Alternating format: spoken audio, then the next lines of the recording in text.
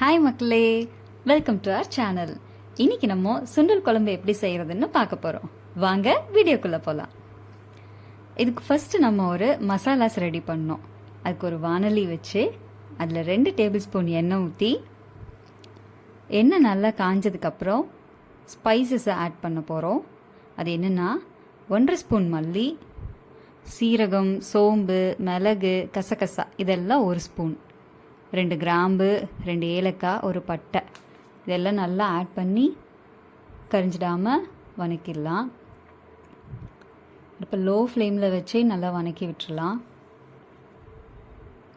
ஸ்பைசஸ்லாம் வதங்கினதுக்கப்புறம் 15லேருந்து 20 சின்ன வெங்காயம் ஆட் பண்ணி அதையும் இதோடு சேர்ந்து நல்லா வதக்கிடலாம்.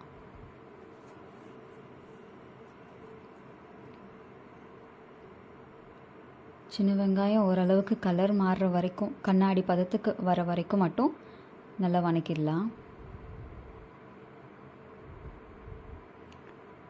அது கூட 2 தக்காளி, பழுத்த தக்காளியாக அதையும் நல்லா ஆட் பண்ணி வதக்கிடலாம்.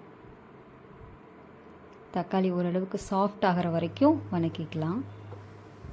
வதங்கினதும் 4-5 பல் பூண்டு, ஒரு துண்டு இஞ்சி ஆட் பண்ணி அதையும் வதக்கிட்டு,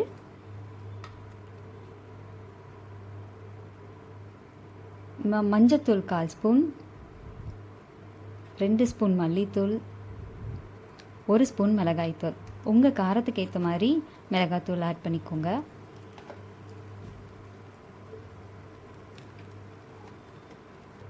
இதையும் நல்லா வதக்கிட்டு அடுப்பை ஆஃப் பண்ணிடலாம்.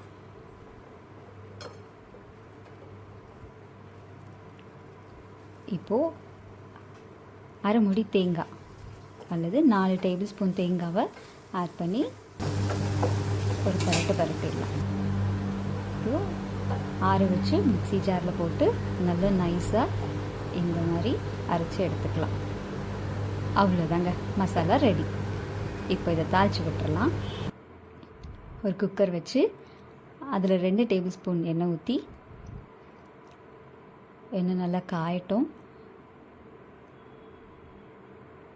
எண்ணெய் காஞ்சதும் ஒரு பட்டை, 2 ஏலக்காய், ஒரு கிராம்பு, 1/4 டேபிள் ஸ்பூன் சோம்பு போட்டு பொரிய விட்டுடலாம். இது நல்லா பொரிஞ்சதுக்கப்புறம் பொடியாக நறுக்கி வச்சுருக்க ஒரு பெரிய வெங்காயம், 2 பச்சை மிளகாய், ஒரு கொத்து கருவேப்பிலை இதை ஆட் பண்ணி நல்லா வதக்கிடலாம்.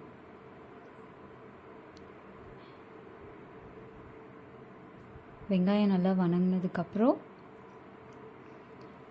ஆல்ரெடி நம்ம அரைச்சி வச்சுருக்கிற மசாலாவை ஆட் பண்ணிக்கலாம்.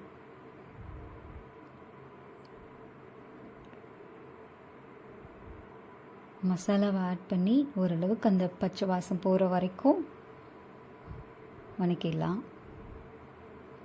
ஒரு 2 to 5 minutes நல்லா வதக்கிட்டலாம்.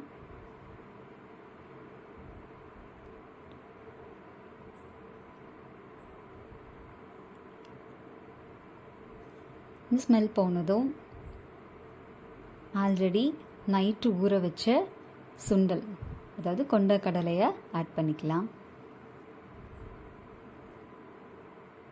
ஒரு 8 hours ஊறின இந்த கொண்ட கடலையை ஆட் பண்ணி நல்ல மசாலாவோடு சேர்த்து கலக்கிடலாம்.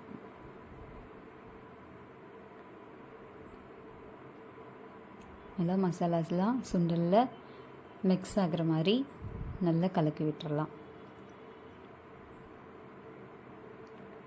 அப்புறம் நமக்கு தேவையான அளவு தண்ணி ஆட் பண்ணிக்கலாம். உங்களுக்கு லூஸாக வேணுமா இல்லை கிரேவியாக வேணுமோ அதுக்கு தகுந்த மாதிரி ஆட் பண்ணி தேவையான அளவு உப்பு போட்டு நல்லா கலக்கி விட்டுட்டு,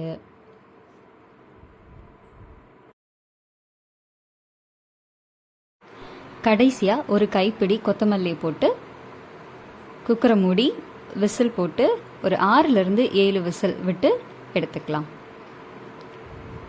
ப்ரெஷர் ரிலீஸ் ஆனதும் குக்கரை ஓப்பன் பண்ணி பார்க்கலாம். வாவ், சூப்பரான நல்ல வாசனையோட சுண்டல் குழம்பு ரெடி. நீங்களும் உங்கள் வீட்டில் ட்ரை பண்ணி பார்த்துட்டு எப்படி இருக்குன்ற ஃபீட்பேக்கை கமெண்ட் செக்ஷனில் சொல்லுங்கள். தேங்க்யூ.